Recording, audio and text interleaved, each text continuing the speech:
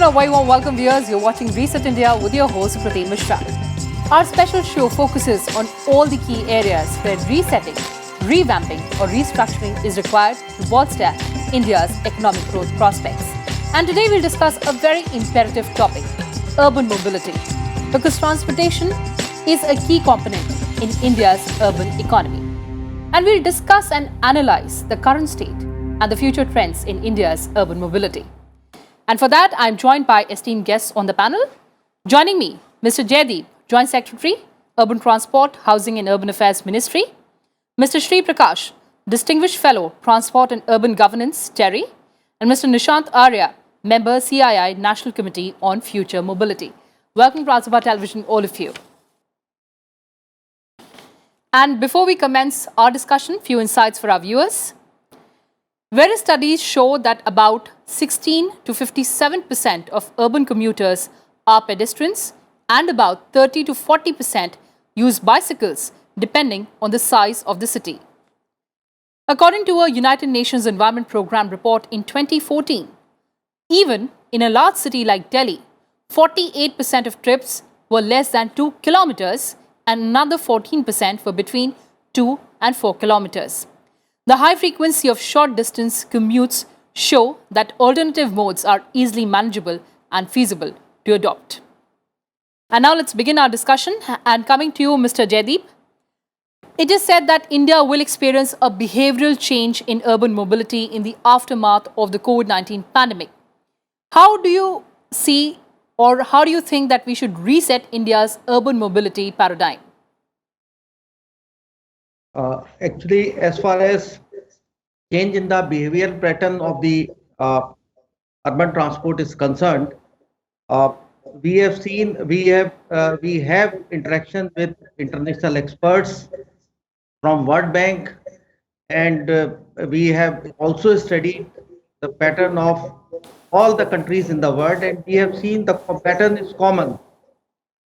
After pre-COVID, we have a ridership in metro itself was a ridership of 60 lakhs in India and 85 lakhs per day all over India. Now, with the COVID situation and with social distancing norms, this ridership has come down. And all over the world, it is seen that the people have shifted to personalized mode of transport system. And we are seized of the situation. And after COVID, we have resumed our services, but ridership is still struggling between 30 to 35%.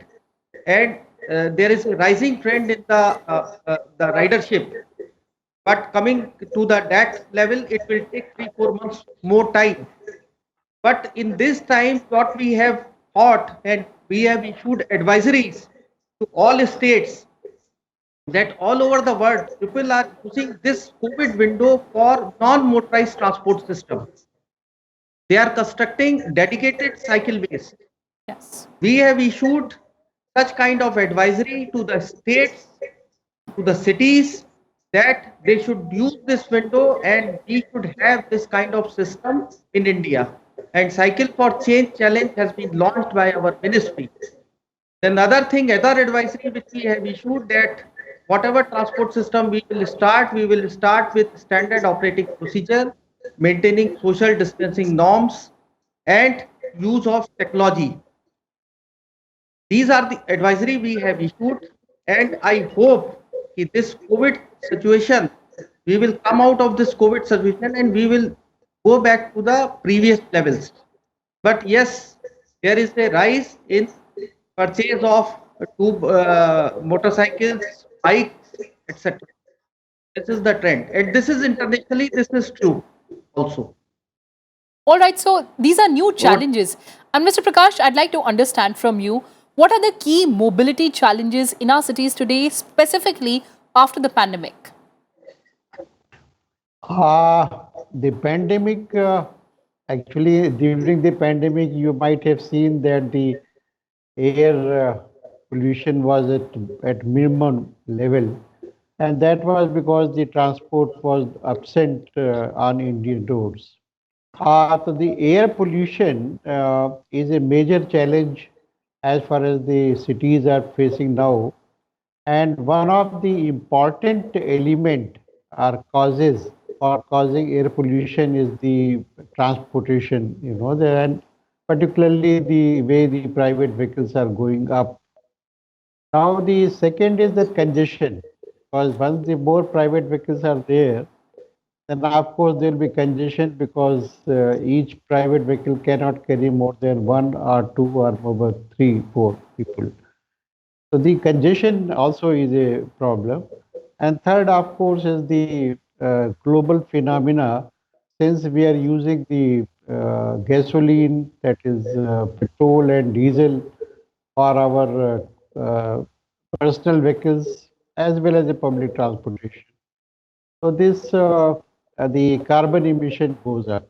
These are the three challenges we face, and each city is unique, because the major cities like Delhi, Calcutta, even Delhi, Calcutta are different cities, So this for solving the issues, and as the Joint Secretary mentioned, uh, the personal vehicles are going up, and in fact, that is what we also predicted that after the lockdown, the personal vehicles would go up, and we can't help it. Many experts do believe that this is a temporary phenomena, but I personally feel that once you go to the from public transportation to the private transportation, it is very difficult to go back to the public transportation. So this you yourself mentioned that even today the NMT and cycling, that is pedestrian walking and cycling, is still very common in the Indian cities. So the idea is that we should strengthen so that the people are able to walk freely. There should be the pavements are there where the people are can walk, and there should not be any free from encroachment. The even the small measures like the giving preference to the cycles on the road, that itself will bring a change, because as of now, because of the speed, etc., and safety concerns, the cars are being given more preference than the pedestrians as well as cycles. So if we are able to change, like say many cities have done it in Europe, that we give preference to the walkers as well as the cyclists, that itself will bring a change. So these are the some things which the problems are known, only that solutions are to be found out. And of course, the focus has to be on creating an enabling environment where people can walk freely or even can cycle freely. But Mr. Arya, coming to you, since we're talking about technological interface, technological solutions, how will technology change India's urban mobility, say, next 5 years, specifically after artificial intelligence? See, what is most important is that how are we taking an ecosystem approach, and how is technology used for driving value? And driving value means in terms of affordability, in terms of comfort, and in terms of safety for any common man. And clearly, I think if we see that artificial intelligence gives us real time data, very good data analytics, we can clearly understand each and every issue. I'll just take example of electric vehicles. In electric vehicles, multiple companies are using artificial intelligence, and even we use artificial intelligence, and we are clearly able to see what is our battery health, what is the vehicle health, what is the charging management system, the complete electronic powertrain, how is it integrated, and proactively many of the issues can be addressed sitting at a different location, and can be resolved before they become an accident at any location. So it's very important how the data analytics is utilized and how real-time data is captured. That is one. But more important is that how at an ecosystem level we are capturing it from a generation to consumption level. Because today India is embarking and we are proud to see that ISA, the International Solar Alliance headquarters, are also in India, in Delhi NCR. So how the government is embarking on one end on one of the largest renewable programs in the world, and on the other end on electric vehicles and zero emission vehicle programs. How these can be interlinked, how we are able to see that the consumption to generation, so starting from renewable energy to energy storage to charging solutions and to electric vehicles, everything is green and everything is Atmanirbhar within India. Yes. So, with the integration of artificial intelligence, big data, and IoT, because with that, we'll be able to clearly understand what are a passenger's requirement, what is the kind of infrastructure required, and what kind of products do we need to launch in the market, and clearly understand that there is no mismatch in that case. Because today, in using different kinds of public transport, it is a need in many cases, but also a choice. But definitely, as we move forward, the intent clearly is that how are we converting that need into a choice? And today, also, as we see that different cities are definitely trying to enhance their public transport system, urban mobility system in a big way, so that the masses can benefit, and it is much cheaper and much more cost effective. So, one needs to clearly demonstrate that how such systems are set up in a very, very efficient and effective manner with the right kind of power infrastructure and the complete setup, having a network operating center and really having frequent transportation services which can resolve this problem. Because with personal mobility, definitely the individual and the family and others Yes. are safe, but it's not a long-term solution, it's a short-term solution. And All right, so personal we have to look mobility at and sustainable the other solutions. You transport made a very solutions important point, be Mr. Arya, and coexisting. let me take that to Mr. Jaideep. Mr. Jaideep, we also had a national urban transport policy which was amended in the year 2014 to provide city-specific and low-carbon solutions. What is the way ahead for providing sustainable transportation while also promoting green mobility? The main thrust of the National Urban Transport Policy is to move people, not vehicle. That was the main motto. And as far as your second part is concerned, that how green urban mobility is promoted. If you see after this National Urban Transport Policy, if you see about the energy efficient transport solutions in India, the best energy efficient transport solution, established transport solution is metro rail system. We have started our journey in 1984 with 3.4 kilometer of metro network, and we have grown to around 16 kilometer in Kolkata by 2002. Real journey started in Delhi when this Shadra and Tees Hazari section was started in 2002, and from 2002 to 2014 we have added 248 kilometer of metro network. We have seen that metro network, as you mentioned, that emphasis should be on green urban mobility. This metro system, during braking, stopping at every station, it regenerates energy and feeds the power to the grid. And if you compare with the bus system or any other system, it is the most energy efficient system. And the government has noticed this thing, that we have got metro policy in 2017, and the metro system, which was confined to only 4 or 5 cities, now has spread it to 18 cities. And now we have a robust network of 700 kilometers in 18 cities. Another 1,000 kilometers of metro network is under construction. And it is most likely that by 2025, we will have a robust metro network of 1,700 kilometers. And for emphasizing on green urban mobility, because whenever in the cities where metros are planned, the city gets transformed, and we are getting more demands of metro system because a low carbon foot solution that people are asking, the states are asking. We have issued a low cost solution in metro segment, that is metro light specification and metro neo. Metro As of now, it is a very, very costly solution. It costs around 300 kilometer per kilometer viaduct and more than 500 crores per kilometer underground. Reduce this cost, we have for smaller cities, we have issued standards for metro light system. It will cost 40% of the cost of the conventional metro system, and it will provide the same experience of metro and same energy efficiency. Yes. Recently, we have come out with Metro Neo solution, which is a tied metro system, which will run on viaduct. It will cost 25% of the cost of the conventional metro system, and it will provide the e-mobility. It will run on electric power. So we are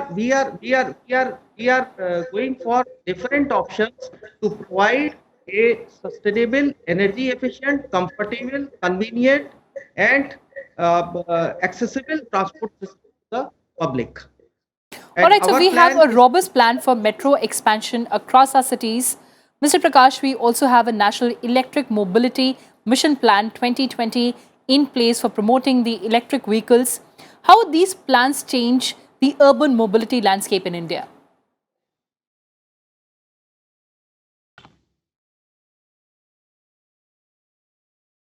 Mr. Prakash?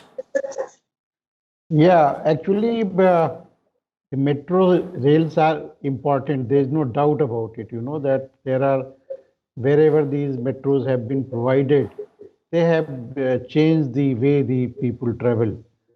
But at the same time, I would also say two things actually. One is that number of buses, because there are many cities where, the buses are much more useful than a metro line.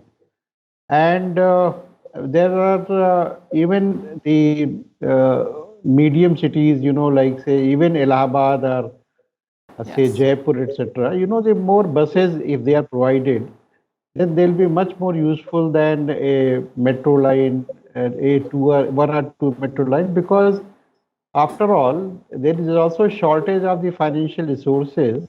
Like say, for example, many people in Delhi and NCR, they are traveling over a long distance to get into the metro station, and that itself is very costly. And with a very high transportation cost, because in Indian cities the transportation cost is much higher than anywhere else. So with this, it becomes quite difficult for a people, to particularly the people of lower middle class to use the metro line. And of course, the metro fares are higher than the bus fares. So that again, creates a particular market niche which is captured by the metro lines. But for others, that we do need a very robust bus transport systems. And whether the electric buses, even if electric buses are not immediately available or they are not available in plenty, at least the way the CNG buses are there in Delhi, and a number of buses in Delhi, if not reducing, then they at the same level. That uh, route rationalization or making point-to-point shuttles, etc. All these would help, that supplementing what the metro railways are doing in the Yes, bigger sir. cities. Yes, sir. Okay, Nishant, I'd like to understand. We have the examples of several cities across the world that have reinvented themselves, rejuvenated with urban mobility. For instance, Istanbul or Amsterdam. Any specific lesson for India in that case? Yeah, see, as I was sharing that all different modes of transportation need to coexist. Like in a city like Delhi, where we were just talking, so the metro is the lifeline of Delhi, but at the same time, with the buses, we are able to approach and reach into all kind of urban, semi-urban areas of Delhi. So without each other, they can't work. But when they are coexisted and planned properly together, I think they can give phenomenal results. And that's why, as we are seeing in Delhi also, they are trying to really see how to double up the capacity of buses. Because in India, just to give you an example, we Yes. have about 1.7 million buses in the country with less than one bus per 1,000 people on an average. So even if it is one of the largest fleets in the world, but the density is among the lowest. So, Yes. and in many cases, buses will be retiring very soon, and they need to be augmented.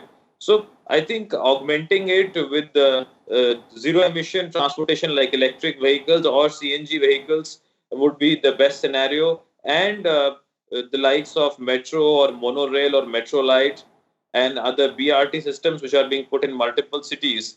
So, a complete master planning needs to be done to be effectively able to utilize this and deploy the solutions. And there is no ready-made solution for every city. Every city will have to be customized based on its demographic and geographic Right. requirements, and then it will be done, because metro would be best suited on a higher density route where people are traveling extensively, and from there with such kind of public transportation systems are very well required on lower density routes and to connect from the metro routes to the final destinations. All right, but before we My end this conversation, Mr. Jaideep, a very important point. How do we my make submission our... is, I will answer those questions. Metro is a very costly solution, but I mentioned you that we have come out with a cost effective solutions like Metro Light and Metro Neo. Metro Neo will cost 25% cost of the Metro, which is a very cheap solution for a small city like Gorakhpur, Allahabad. It will be a very cost effective solution. It will provide same kind of international experience to the passenger as in a conventional metro system. Yes, sir. So we are working, and this kind of system, this Metro Neo is nothing but a trolley bus kind of thing running on a elevated corridor, and it's a electric vehicle.